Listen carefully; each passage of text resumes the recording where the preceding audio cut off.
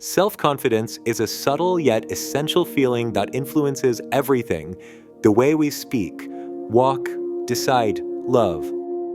It doesn't always shout out loud, but you feel it in every interaction. And when it starts to weaken, it's not always due to a dramatic event. Sometimes it fades quietly through habits, automatisms, and seemingly innocent gestures. It's not the shouting that destroys confidence. It's the silence. Not the blows, but the invisible acts we repeat day after day. What if the real saboteurs of our self-esteem were these tiny daily behaviors? The ones we no longer pay attention to, but that slowly sculpt a distorted image of ourselves? What you're about to hear isn't complex psychology or abstract theories. It's simple, concrete realities. Ones that might make you say, "That's exactly what I do, and I didn't even realize it." 1. Apologizing for existing. It's normal to apologize when you make a mistake. But when you start apologizing just for speaking, existing, asking, or suggesting something, that becomes alarming. Picture this. You're at work, you have an idea to share. Before even starting, you say, "Sorry, this might not be relevant, but..." This common phrase sends two messages: to others, that you doubt yourself, and to yourself, that your voice has no value. In psychology, this kind of language is tied to imposter syndrome, that feeling of not really deserving to be there, to speak, to contribute. The more you apologize unnecessarily, the more your brain believes you're a burden. And this belief, even if silent, slowly chips away at your confidence in your own legitimacy. 2. Avoiding eye contact. Looking someone in the eye affirms your presence. It's not about dominance, it's about human connection. Imagine a job interview. Two candidates have the same skills. The first holds eye contact, speaks clearly, and seems composed. The second avoids the gaze and speaks softly. Which one inspires confidence? Avoiding eye contact doesn't mean you're weak, but it often reflects an inner dialogue. I don't want to be seen. I'm not good enough. And the more you avoid it, the more you reinforce that belief. Try holding eye contact calmly. It's uncomfortable at first, but incredibly liberating over time. 3. Turning humor into self-sabotage. Laughing at yourself can ease tension. But when it's constant, it becomes a toxic defense mechanism. Picture someone who, every time they mess something up, jokes, "I'm useless. I'll never change." Others laugh. So do they. But deep down, they're feeding a damaged self-image. The brain doesn't decode irony, it simply registers, "I'm worthless." And repeated often enough, this message becomes internal truth. Replace that destructive humor with self-compassion. Try saying, "I'm learning. I'll get there." 4. Rejecting compliments.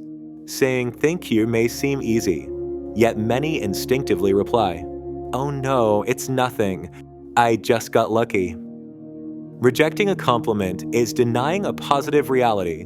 It's telling the world and yourself that you don't deserve that light. Imagine someone offering you a flower and you throw it on the ground. That's what you symbolically do when you reject a compliment. Train yourself to receive a smile, a thank you, even if you don't feel worthy just yet. Gradually, this will rebuild the image you hold of yourself. 5. Saying yes when everything screams no. Here's a familiar situation. Someone invites you out after a long day. You're exhausted. Everything inside says no, but you say yes. Why? Backhand index pointing right to not offend, to avoid looking selfish, to prevent discomfort. This kind of yes is a subtle betrayal of self. And each time you repeat the pattern, you teach yourself to put others' needs before your own, even when it harms your balance. True confidence isn't about always saying yes. It's about setting clear boundaries without fearing the loss of others' love. 6. Constantly justifying yourself. I don't want to bother, but I'm not an expert, but I think. These phrases are often spoken even before anyone has shown any doubt. This is an anticipatory self-defense strategy. You imagine judgment and try to shield yourself before it arrives. But this reflex reinforces the idea that you're not sure of yourself, both to others and to your own mind.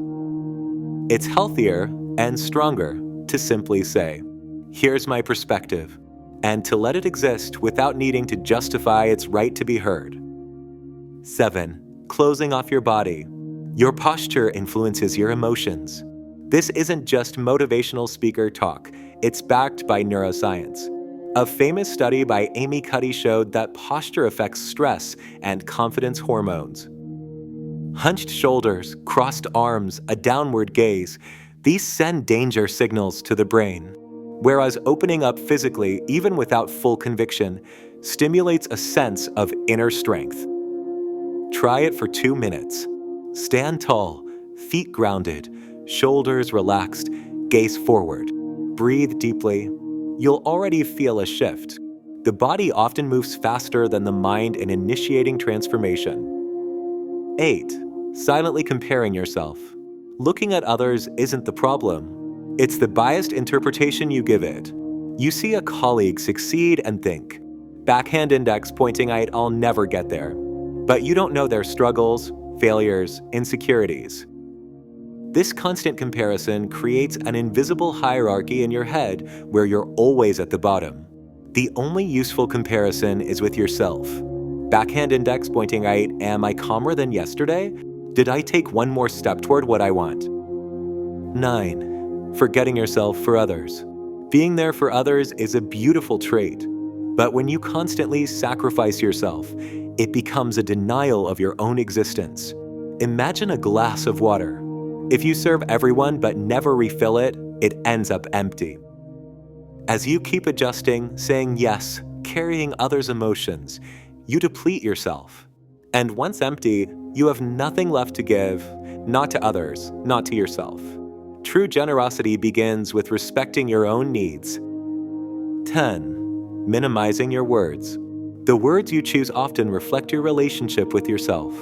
Saying, "This probably isn't very smart, but I might be wrong, but I'd like to say."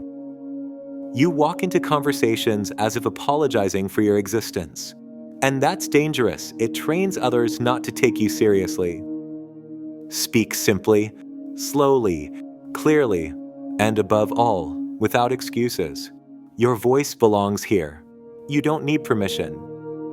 Now you see, the erosion of self-confidence isn't spectacular. It's slow, silent, insidious, but the road to rebuilding it is within reach. You don't need to become someone else. Just a bit more conscious, a bit more aligned, a bit more real. Observe your words, your posture, your choices, and ask yourself this simple question. Am I respecting myself right now? If the answer is no, then it's time to make a move. Just one, and that one small gesture might just change everything. Subscribe to Mental Active for more insights into human psychology. See you soon.